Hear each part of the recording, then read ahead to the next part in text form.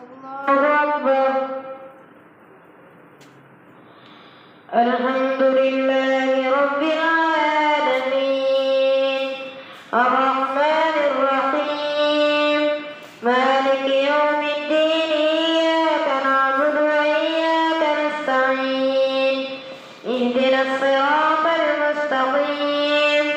صراط الذين أنعمت عليهم غير المغضوب عليهم ولا الضالين. قال ألم أقل لك إنك لن تستطيع معي صبرا قال إن سألتك عن شيء بعدها فلا تصاحبني قد بلغت من لدني عذرا. فانطلقا حتى إذا أتيا أهل قرية استطعما أهلها فأبوا أن يضيفوهما فوجدا فيها جدارا يريد أن ينقض فأقامه قال لو شئت لاتخذت عليه أجرا. قال هذا فراق بيني وبينك سأنبئك بتأويل ما لم تستطع عليه صبرا. أما السفينة فكانت لمساكين يعملون في البحر فأردت أن أعيبها وكان وراءهم ملك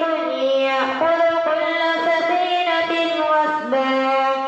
وأما الغلام فكان أبواه مؤمنين فخشينا أن يرهقهما طغيانا وكفرا فأردنا أن يبدلهما ربهما خيرا منه زكاة وأقرب رحما. وأما الجدار فكان لغلامين يتيمين في المدينة وكان تحته كنز لهما وكان أبوهما صالحا. فأراد ربك أن يبلغا أشدهما ويستخرجا كنزهما رحمة من ربك وما فعلته عن أمري ذلك تأويل ما لم تستطع عليه صبرا. ويسألونك عن ذي القرنين قل سأتلو عليكم منه ذكرا. إنا مكنا له في الأرض وآتيناه من كل شيء سببا فأتبع سببا حتى إذا بلغ مغرب الشمس وجدها تغرب في عين حمية ووجد عندها قوما قلنا يا ذا القرنين إما أن تعذب وإما أن تتخذ فيهم حسنا. قال أما من ظلم فسوف نعذبه ثم يرد إلى ربه فيعذبه عذابا نكرا. وأما من آمن وعمل صالحا فله جزاء الحسنى وسنقول له من أمرنا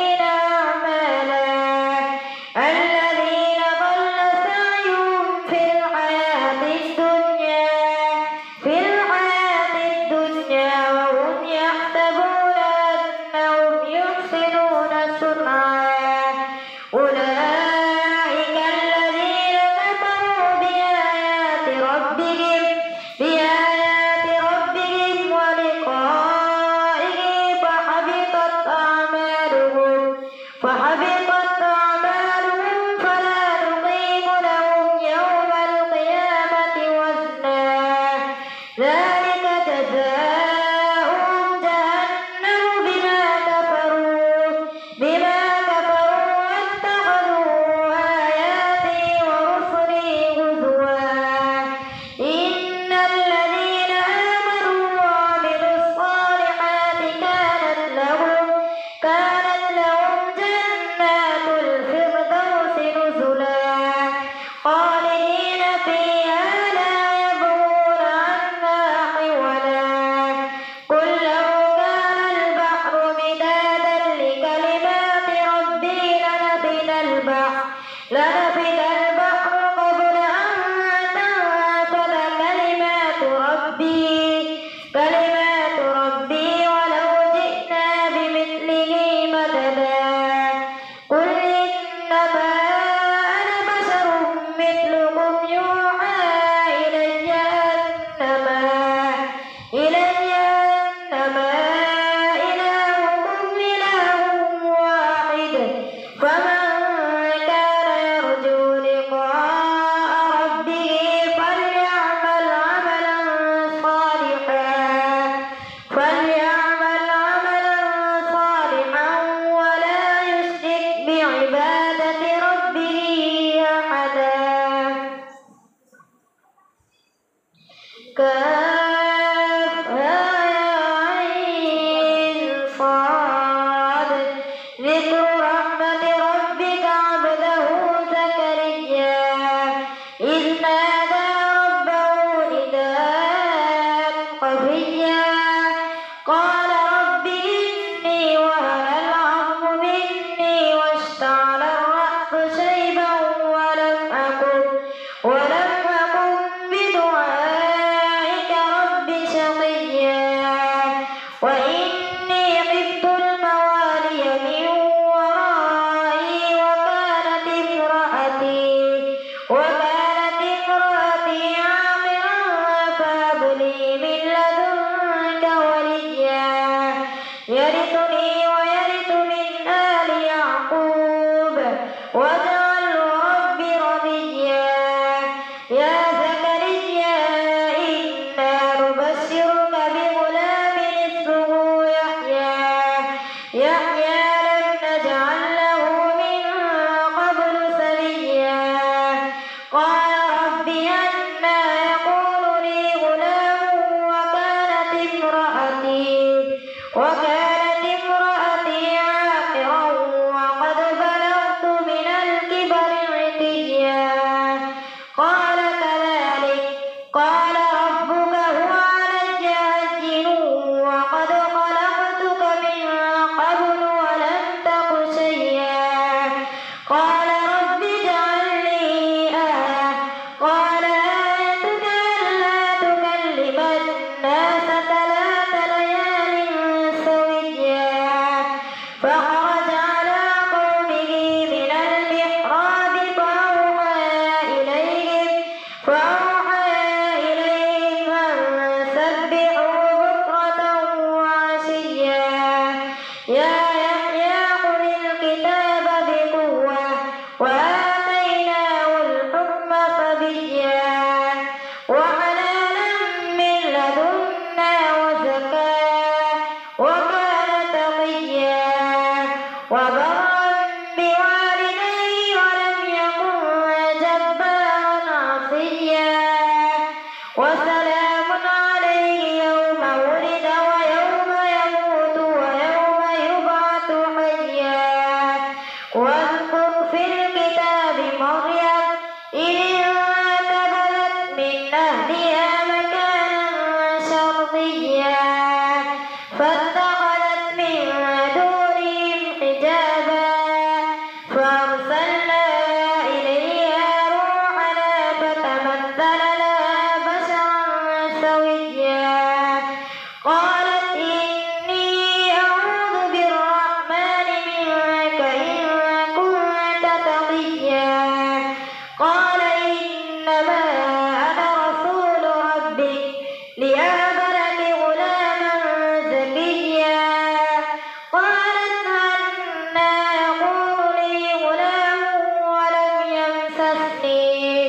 ولم يمسسني بشر ولم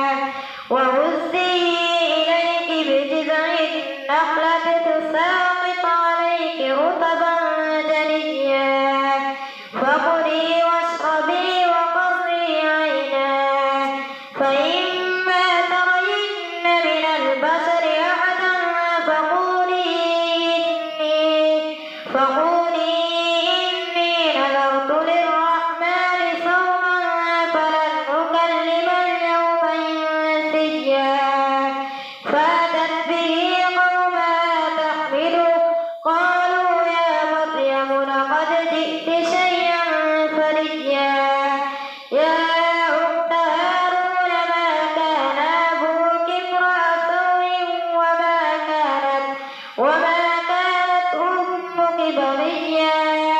فأشارت إليه قالوا كيف نكلم من كان في المهد صبيا قال إني عبد الله آتاني الكتاب وجعلني نبيا وجعلني مباركا أينما كنت وأوصاني بالصلاة والزكاة ما دمت حيا وبرا بوالدتي ولم يجعلني جبارا شقيا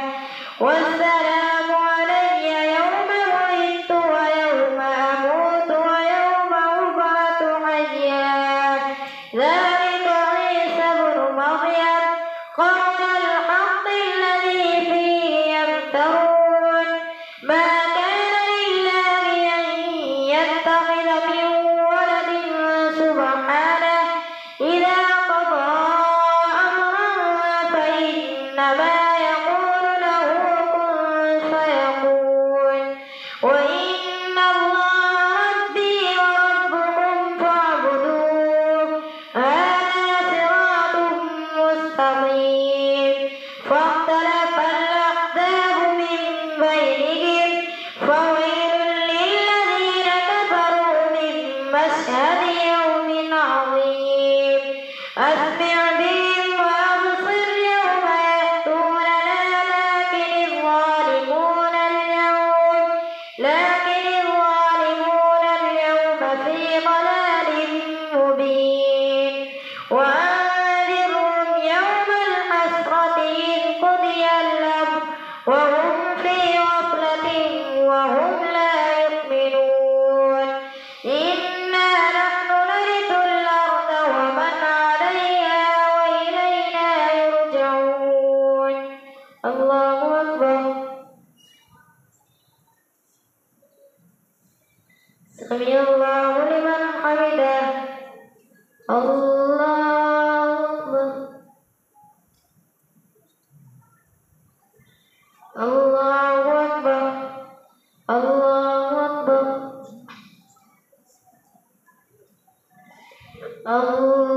الله أكبر الحمد لله رب العالمين الرحمن الرحيم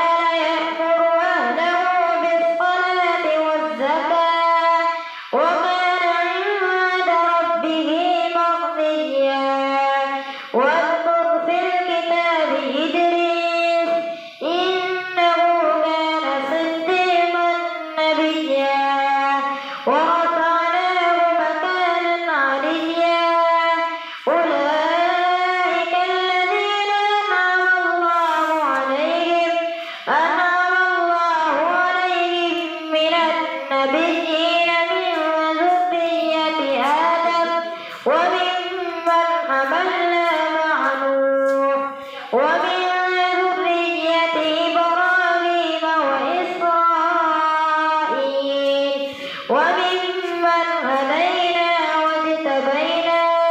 إذا تتلى عليهم آيات الرحمن خروا سجدا وبكيا الله أكبر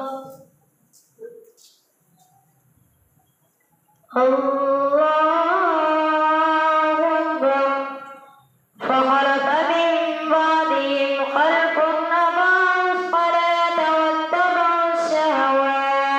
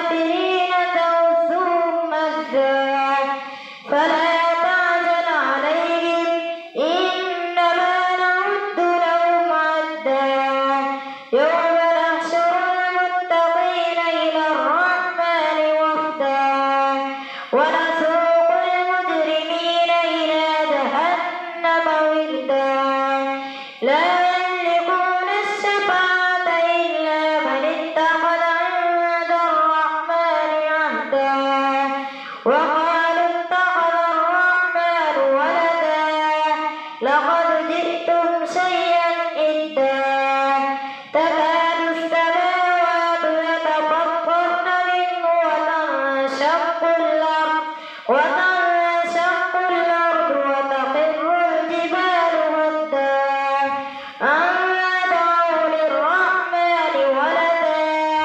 وما ينبغي للرحمن أن يتخذ ولدا إن كل من في السماوات والأرض إلا آتي الرحمن عبدا لقد أحصاهم وعدهم عدا وكلهم آتيه يوم القيامة فردا إن الذين آمنوا وعملوا الصالحات سيجعل لهم الرحمن ودا فإنما يسرناه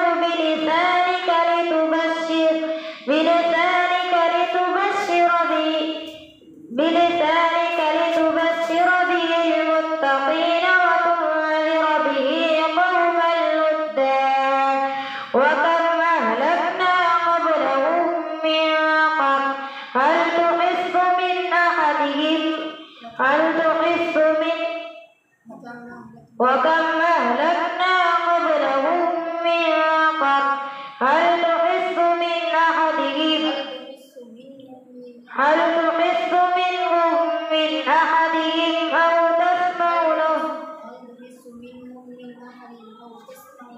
هل تحس منهم من أحدهم أو تسمع لهم وكم أهلكنا قبلهم من قرن